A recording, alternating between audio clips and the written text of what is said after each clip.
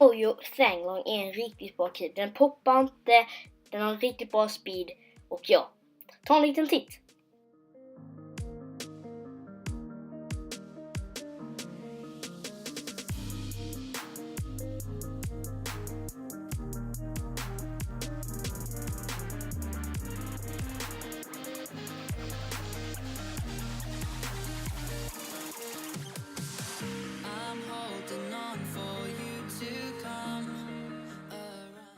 Jag personligen tycker att den här keyboarden är riktigt bra.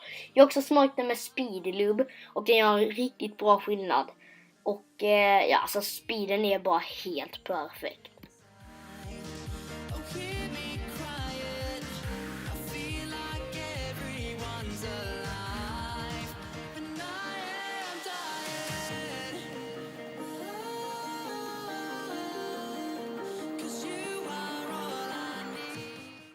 Och klistermärkarna är helt vanliga MoYu klistermärken.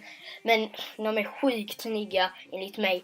Och den är bara rätt skön och ja, algoritmer.